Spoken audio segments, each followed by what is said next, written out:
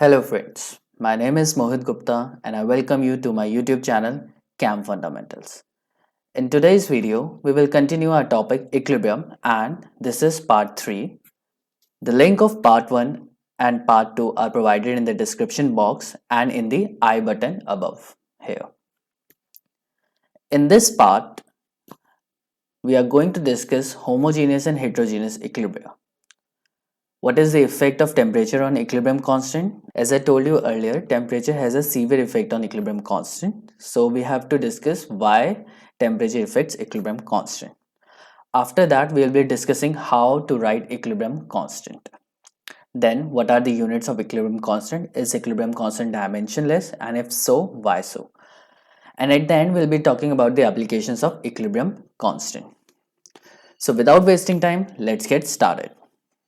So let's just start with the homogeneous equilibrium. When all the reactants and products are present in the same phase, like all are solid, all are gases or all are liquids, then it is considered as homogeneous equilibrium. What it means कि कोई भी ऐसा equilibrium जहाँ पे सारे reactants and सारे products एक ही phase में हो, या तो सारे के सारे solid हो, या फिर सारे के सारे gases हो, या फिर सारे के सारे liquid हो. In that case उसे हम बोलते हैं homogeneous equilibria. For example, twice of NaCl gas which is converting into twice of NO gas and Cl2 gas. यहाँ पे भी गैस है, यहाँ पे भी गैस है और यहाँ पे भी गैस है. So in this case it is considered as homogeneous equilibria. After that there is one more example. यहाँ पे हम लोगों ने लिया है Fe3 प्लस क्या है, एक्वस है, HCN नेगेटिव क्या है, एक्वस, और इनका जो कॉम्प्लेक्स बना है वो भी क्या है, एक्वस है. तीनों के तीनों वाटर के अंदर डिजोल्व है. AQ मतलब एक्वस एंड एक्वस का मतलब क्या होता है कि सॉल्वेंट यहाँ पे क्या दे रखा है, वाटर दे रखा है. तो ये तीनों क्या है, वाटर में डिजोल्व हैं, सारे के सारे सेम फेज में हैं, इसलिए इसे होमोजीनियस इक्विलिब्रिया बोला जाएगा. Next we come to heterogeneous equilibria. तो जैसे होमोजीनियस इक्विलिब्रिया होगा तो उसका उल्टा क्या हो जाएगा, हेट्रोजीनियस इक्विलिब्रिया. इसका क्या मतलब हुआ, एटलीस्ट एक रिएक्टेंट या एक प्रोडक्ट, हमारे पास 10-15 अगर रिएक्टेंट प्रोडक्ट्स हैं तो उनमें से अगर एक भी अलग फेज में हुआ, एक भी डिफरेंट फेज में हुआ, तब उसे हम लोग क्या बोलेंगे, हेट्रोजीनियस इक्विलिब्रिया बोलेंगे.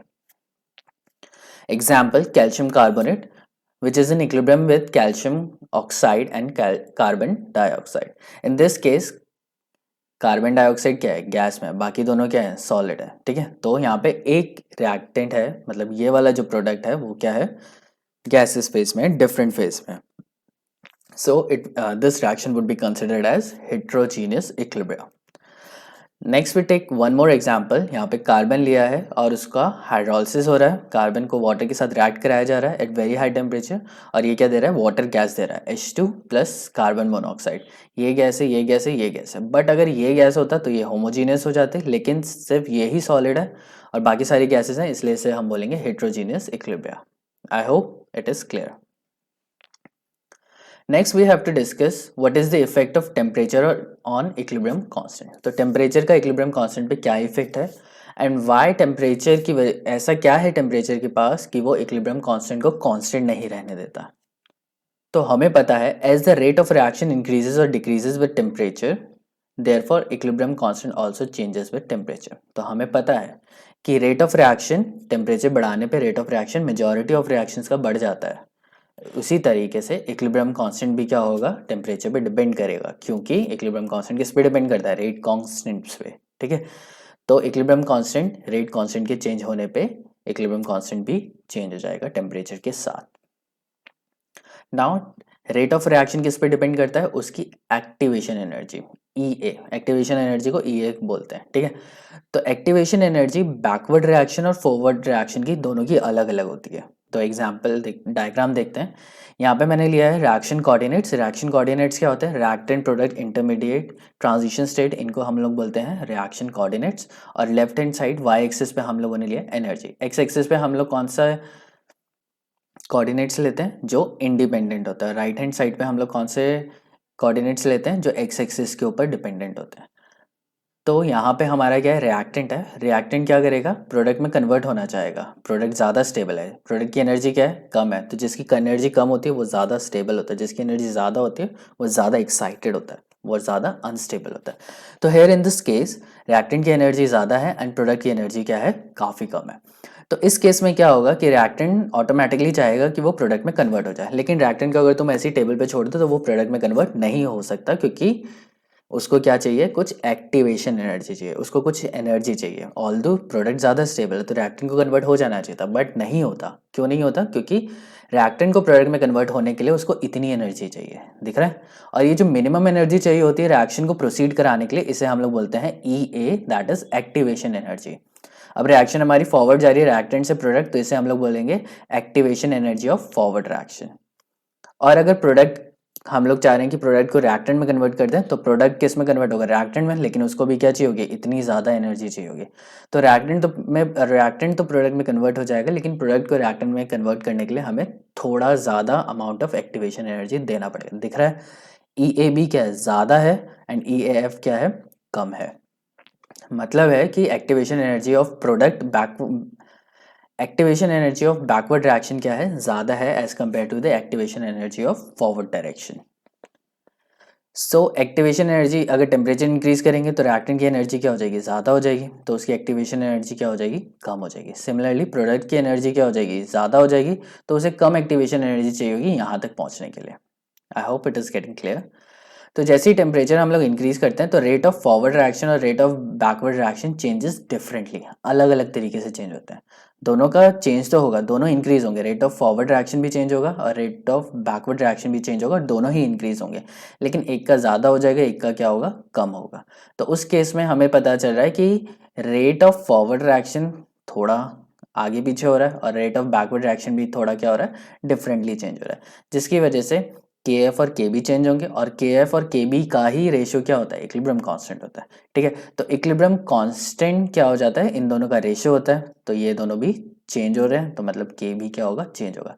इस वजह से टेम्परेचर क्या करता है, रेट कांस्टेंट पे इफेक्ट डालता है, और रेट कांस्टेंट किस पे, इन रिटर्न इफेक्ट डालते हैं इक्विलिब्रियम कांस्टेंट पे।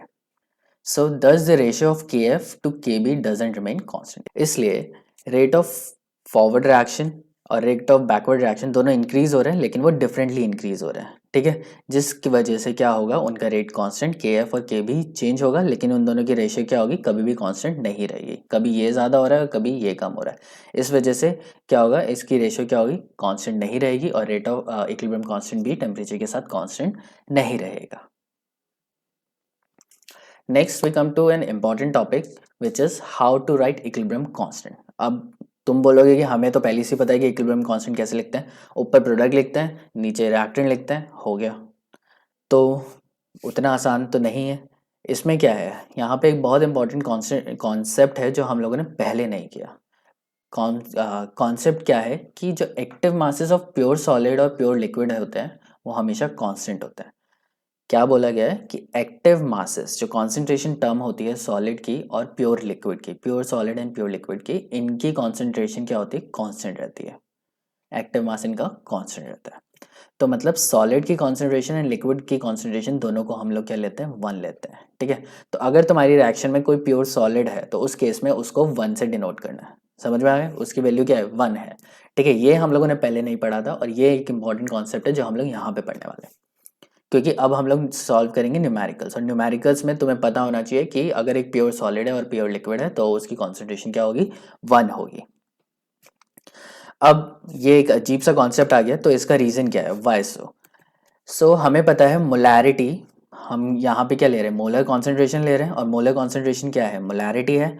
मोलैरिटी क्या होते हैं, number of moles of solute dissolve in 1 litre of solution. ठीक है, 1 लीटर सोल्यूशन के अंदर कितने मोल्स ऑफ सॉल्वेंट, कितने मोल्स ऑफ सोल्यूट डिसॉल्व है। तो m is equals to n by V, where n denotes the number of moles and v denotes the volume of solution. ठीक है, n is equals to mass upon molar mass. Number of moles का formula क्या होता है, number of moles is equal to mass of the solute divided by the molar mass of the solute. ठीक है, अब मैं इसको यहाँ पे क्या कर देता हूँ, सब्सटीट्यूट कर देता हूँ। तो सब्सटीट्यूट कर दूंगा तो m is equals to n by V, और n की वैल्यू क्या है, मास अपॉन मोलर मास। मास मैंने क्या ले लिया, W ले लिया, और मोलर मास को मैं कैसे डिनोट करता हूँ, MW से। ठीक है, वॉल्यूम तो एज इट इज रहेगी। तो where W is the mass of the solute, MW is the molar mass of the solute, and V is the volume of the solution. दूसरा एक इंपॉर्टेंट रिलेशन हम लोगों को ऑलरेडी पता है, क्या, mass per unit volume, mass divided by volume क्या होती है? Density. Density is equals to mass per unit volume. तो मैं डेंसिटी डब्ल्यू बाई बी को क्या लिख सकता हूँ? डेंसिटी लिख सकता हूँ। तो मोलैरिटी क्या होगी? Density upon molecular weight. अब कोई भी सल्यूट लोगे तो उसका मॉलिक्यूलर वेट क्या रहेगा? सेम ही रहेगा। मॉलिक्यूलर वेट क्या है? उसकी अपनी एक प्रॉपर्टी है, केमिकल फॉर्मूला उसका जैसे सेम रहेगा। जैसे वाटर है तो वाटर तुम चाहे हिमालय से लेके आ जाओ या कुछ आर्टिक ओशन से लेके आ जाओ, वाटर का जो फॉर्मूला है वो क्या रहेगा? सेम रहेगा। तो वाटर का अगर फॉर्मूला सेम रहेगा तो उसका मोलर मास भी सेम रहेगा। तो मोलर मास किसी भी कंपाउंड का हमेशा क्या रहता है? कांस्टेंट रहता है, अगर वो दूसरे कंपाउंड में चेंज नहीं हुआ है। ठीक है, तो मोलर मास एक कांस्टेंट टर्म है। और डेंसिटी भी क्या होती है? कांस्टेंट होती है किसी भी सॉल्वेंट की। तो दोनों कांस्टेंट, अगर दोनों कांस्टेंट को डिवाइड करेंगे तो हमारे पास क्या आएगा? एक नया कांस्टेंट आएगा। तो इसका मतलब क्या दिखा रहा है? कि मोलैरिटी हमेशा कांस्टेंट होती है pure solids and pure liquids की। So as density is constant at constant temperature, हम लोगों ने टेम्परेचर कांस्टेंट लिया क्योंकि हमें पता है इक्विलिब्रियम कांस्टेंट डिफरेंट टेम्परेचर पे चेंज हो जाता है।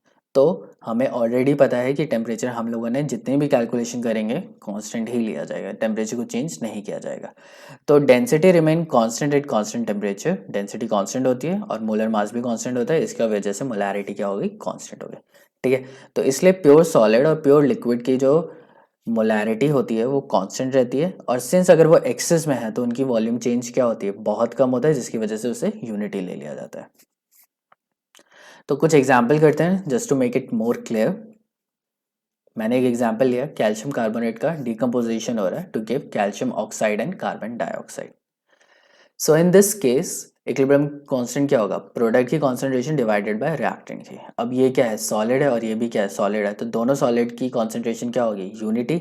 यूनिटी है तो ये दोनों गायब हो जाएंगे। कैल्शियम ऑक्साइड यहाँ से गायब हो जाएगा, कैल्शियम कार्बोनेट यहाँ से गायब हो जाएगा। तो मतलब क्या आएगा?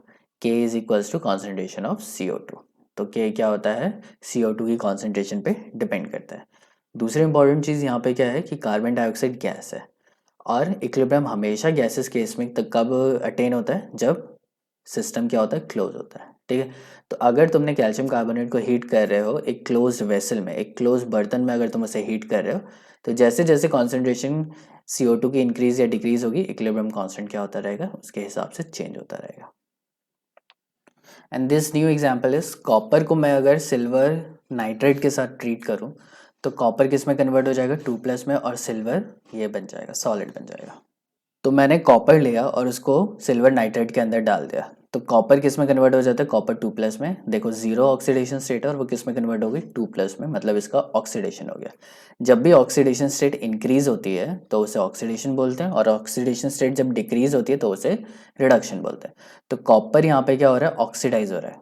ठीक है, जीरो से ऑक्सीडेशन स्टेट क्या हो गई? बढ़ गई, +2 हो गई, तो ऑक्सीडेशन हो गया। यहाँ पे सिल्वर के केस में ऑक्सीडेशन स्टेट क्या है? +1, और वो एक इलेक्ट्रॉन लेके किस में कन्वर्ट होगी? 0। तो +1 से 0 मतलब डिक्रीज हो रहा है, तो ये क्या हो रहा है? रिडक्शन हो रहा है। तो इस केस में देखो कॉपर सॉलिड है और यहाँ पे सिल्वर सॉलिड है, तो अगर इसका मैं इक्विलिब्रियम कांस्टेंट लिखूंगा तो कॉपर 2+ और Ag का स्क्वायर आएगा क्योंकि उसका स्टोचियोमेट्री है, डिवाइडेड बाय कॉपर, और उसके बाद डिवाइडेड बाय Ag+ का square. Now I know Ag and copper दोनों क्या है? सॉलिड है। सॉलिड है तो इनकी कॉन्सेंट्रेशन क्या हो जाएगी? 1 हो जाएगी। 1 हो जाएगी तो ये आ गया हमारा equilibrium constant. Simple. Let's take one more example. यहाँ पे क्या ले रहे हैं? NH3 है, एक्वस है, जो कि वाटर लिक्विड के साथ रिएक्ट कर रहा है to give ammonium ions and OH negative ions. ये दोनों एक्वस स्टेट में, सॉलिड लिखा हुआ था तो उसे ठीक किया। दोनों एक्वस स्टेट में है, ये एक्वस में है, बट ये क्या है? वाटर प्योर लिक्विड है and it is also acting as a solid. तो लिक्विड की केस में क्या होता है? अगर लिक्विड कम अमाउंट में है तो उसकी कॉन्सेंट्रेशन हम लोग लेते हैं, लेकिन लिक्विड अगर बहुत ज़्यादा अमाउंट में है तो उसकी मोलैरिटी क्या रहेगी? कांस्टेंट रहेगी, क्योंकि वो बहुत ही ज़्यादा अमाउंट में और वो यूज़ हो ही नहीं रहा। मोलैरिटी क्या होता है? Number of moles per unit volume. अगर नंबर ऑफ मोल्स चेंज नहीं हो रहे तो उसकी मोलैरिटी कांस्टेंट ही रहेगी। तो अब मैं ये इक्वेशन लिखता हूँ, NH4 positive plus OH negative divided by NH3 NH2। अब H2 लिक्विड है and it is also acting as a solvent. तो सॉल्वेंट के केस में हम लोग मोलैरिटी क्या लेंगे? कांस्टेंट ही लेंगे। ठीक है, और ऊपर हम लोगों ने पढ़ाई pure solid and pure liquid की जो एक्टिविटी होती है या मोलैरिटी होती है उसको कांस्टेंट लिया जाता है। सो ये आ गया हमारा equilibrium constant. So next is units of equilibrium. तो इक्विलिब्रियम कांस्टेंट की यूनिट्स क्या होती हैं? तो let's an example, A plus BB is giving us CC and DT. This reaction is in equilibrium, so we are using this equilibrium constant here. So in this case, Kc क्या होगा? C raised to power C, D raised to power D, A raised to power A and B raised to power B. तो अब concentration क्या है? Molarity है, और molarity की unit या तो मोलर कैपिटल एम लिख सकते हैं या फिर मोल पर लीटर लिख सकते हैं। तो मैंने मोल पर लीटर लिख लिया है सबके लिए। फिर इसको क्या करेंगे, दोनों सारी यूनिट्स तो सेम ही है, तो C प्लस डी कर देते हैं और इधर क्या लिख देते हैं A प्लस बी। अब ये नीचे वाले को हम लोग क्या ले आएंगे, ऊपर ले आएंगे, तो ये क्या हो जाएगा, मोल पर लीटर C प्लस D minus A plus B. अब ये देखो, ये कुछ फेमिलियर सा लिख रहा है, कुछ पहले भी हम लोगों ने किया है। हाँ, हम लोगों ने डेल्टा एन जी पढ़ा था या डेल्टा एन पढ़ा था, change in number of moles. तो ये क्या है, number of moles of product, C प्लस डी क्या है, product, number of moles of product minus number of moles of reactant, क्या होता है, change in moles, gases moles, ठीक है। तो अगर नंबर ऑफ मोल्स चेंज हो रहे हैं तो इसको हम लोग क्या लिख सकते हैं, के C mole per litre raise to power delta N, where delta N क्या है, number, change in number of moles from product to reactant. Now KP भी हम लोग इसी तरीके से लिख सकते हैं, तो यहाँ पे बार आ जाएगा सबकी जगह पे, तो bar raise to power delta n. One important thing है कि बार तो एक स्पेशल केस हो गया कि प्रेशर लिया और उसको बार में यूज़ किया, लेकिन प्रेशर तो हम लोग किसी में भी ले सकते हैं, एटीएम, पास्कल, टॉर, तो यहाँ पे उसी के अकॉर्डिंग यहाँ पे चेंज होगा, लेकिन मोलैरिटी की कॉन्सेंट्रेशन मोल पर लीटर ही रहती है, वो चेंज नहीं होगी, ठीक है। तो क्वेश्चन में तुम्हें दे रखा होगा कि क्या यूनिट है प्रेशर की, उसी के अकॉर्डिंग उसकी यूनिट चेंज हो जाएगी। नाउ अगर डेल्टा एन क्या है, जीरो है, मतलब नंबर ऑफ मोल्स यहाँ पे भी सेम है और यहाँ पे भी सेम है, मतलब दो रिएक्ट कर रहे हैं और दो रिएक्ट कर रहे हैं, मैं कंसिडर कर लेता हूँ ए बी सी डी सब वन है, तो A plus B is giving me C plus D, और ये दो हो गए, ये दो हो गए, टू माइनस टू कितना आ गया, जीरो हो गया। उस केस में के पी एंड के सी की वैल्यू क्या होगी, मोल पर लीटर रेस्ट पर जीरो, किसी की भी पावर जीरो क्या हो जाती है, वन हो जाती है, तो उस केस में क्या होगा, वो यूनिट लेस या डायमेंशन लेस होगा।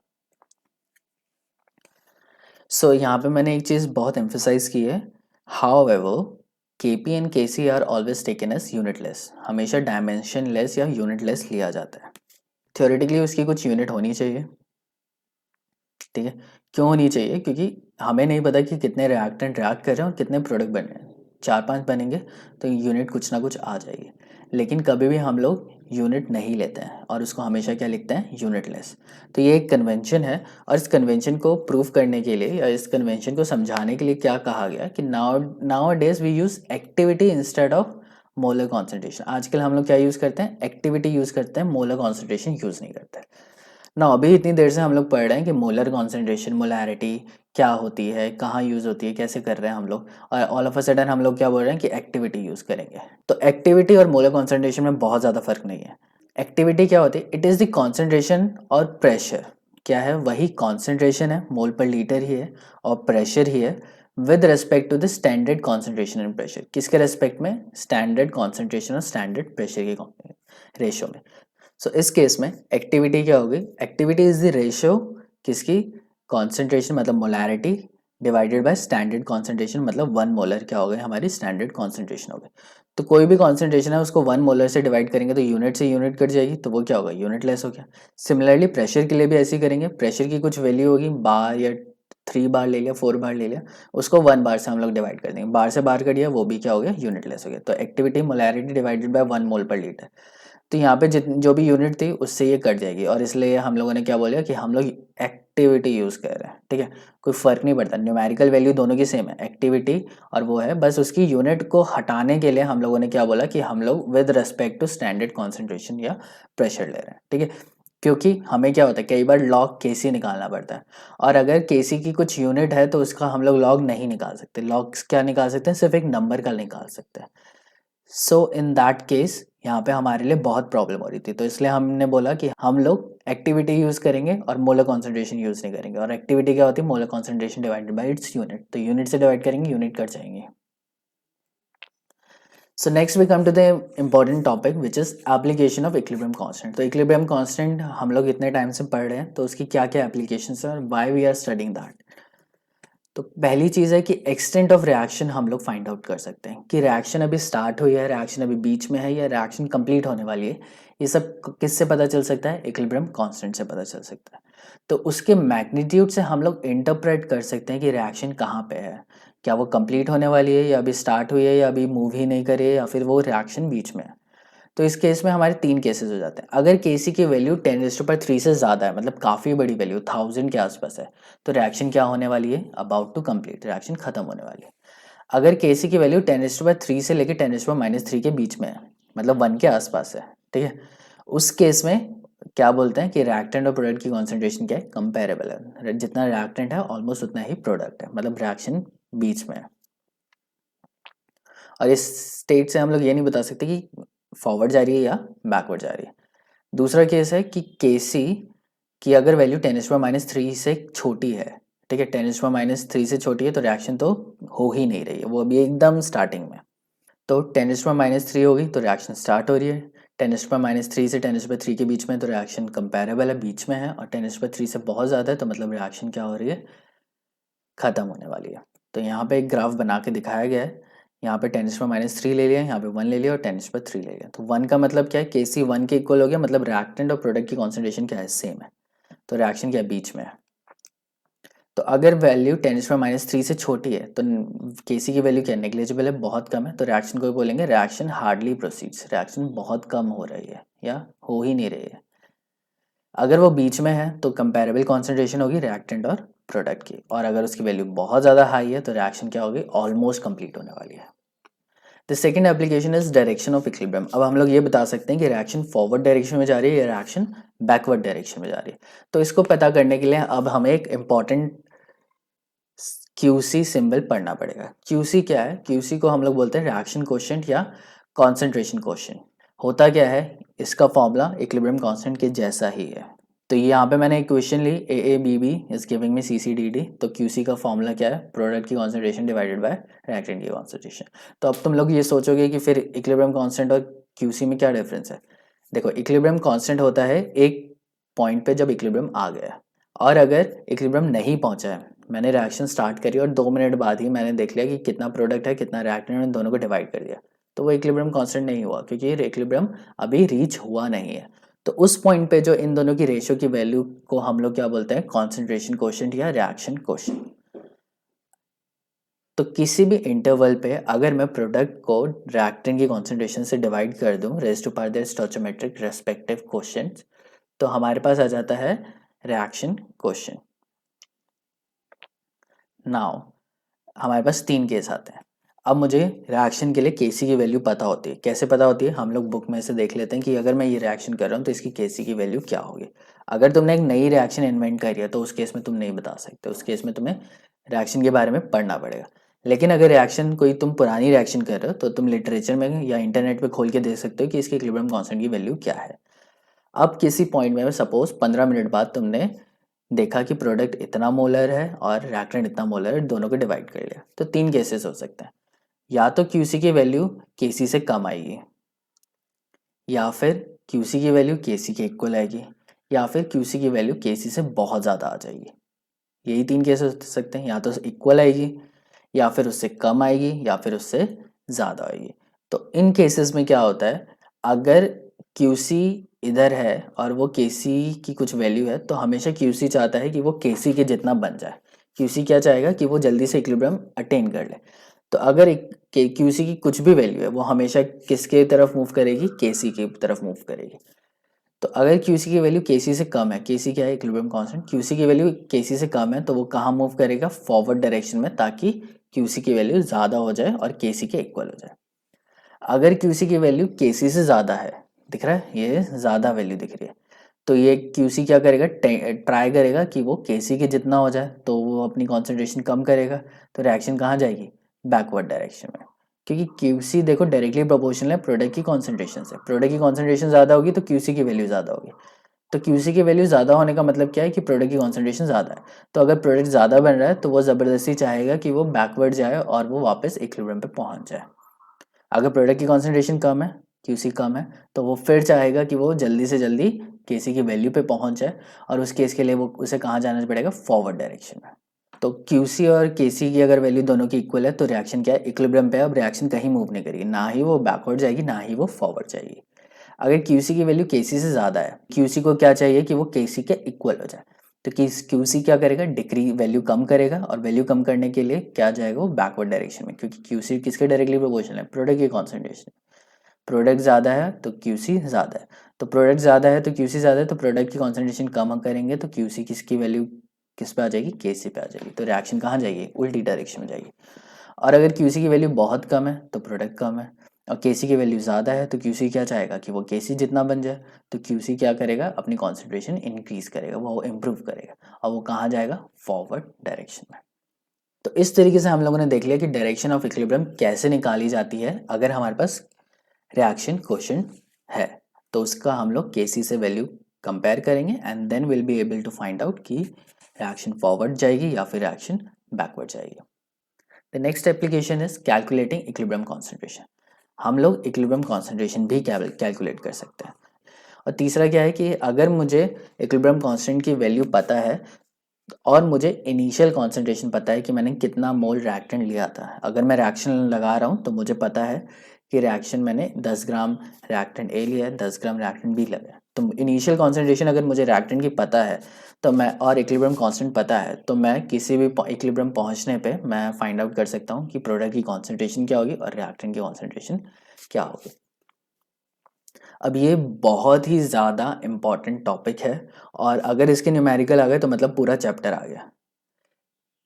तो इसके जो न्यूमेरिकल्स हैं वो मैंने नेक्स्ट पार्ट इक्विलिब्रियम पार्ट 4 में मैंने कवर किए हैं, और उसको वहाँ पढ़ेंगे। सो इन साइनॉप्सिस, इन समरी, हम लोगों ने क्या क्या पढ़ लिया, हमें पता चल गया what is homogeneous equilibrium and what is heterogeneous equilibrium. तुम्हें पता चल चुका है, जहाँ पे सारे रिएक्टेंट प्रोडक्ट सेम फेज में होंगे तो उसे होमोजीनियस बोलेंगे, अदरवाइज हेटेरोजीनियस। टेम्परेचर का इफेक्ट इक्विलिब्रियम कांस्टेंट पे पड़ता है, क्यों पड़ता है, क्योंकि फॉरवर्ड और बैकवर्ड डायरेक्शन में एक्टिवेशन एनर्जी की वैल्यू क्या होती है, अलग होती है, जिसकी वजह से KF और KB की के जो रेट कांस्टेंट है उनकी वैल्यू भी चेंज हो जाती है। दूसरा हम लोगों ने पढ़ लिया molar concentration of pure solid and pure liquid को 1 लेते हैं। उसके बाद KC हम आजकल डायमेंशन लेस लेते हैं, क्योंकि हम लोग मोलर कॉन्सेंट्रेशन की जगह एक्टिविटी यूज़ करते हैं। And how to check extent of reaction हम लोगों ने देख लिया। अगर मुझे इक्विलिब्रियम कांस्टेंट की वैल्यू पता है तो मैं बता सकता हूँ कि रिएक्शन फॉरवर्ड जा रही है या बैकवर्ड जा रही है। अगर मैं तुम्हें बोलूँ 10⁻7 है, बहुत ज़्यादा वैल्यू, रिएक्शन फॉरवर्ड जा रही है, तो जस्ट उसके मैग्नीट्यूड से तुम लोग पता लगा सकते हो कि रिएक्शन कहाँ जा रही है। और दूसरा हम लोग डायरेक्शन पता लगा सकते हैं कि रिएक्शन फॉरवर्ड जा रही है, रिएक्शन बैकवर्ड जा रही है, या रिएक्शन कहीं नहीं जा रही है। कैसे, QC की वैल्यू पता होनी चाहिए और KC की वैल्यू पता होनी चाहिए। इसके लिए हमें कोई इनिशियल कॉन्सेंट्रेशन या रिएक्टेंट या प्रोडक्ट की कॉन्सेंट्रेशन को पता रहना ज़रूरी नहीं होता है। So this is all for today's video. If you have learn something new today then don't forget to like and subscribe. अगर सब्सक्राइब नहीं किया है तो अभी सब्सक्राइब कीजिए। So this is Mohit Gupta signing off. Have a good day.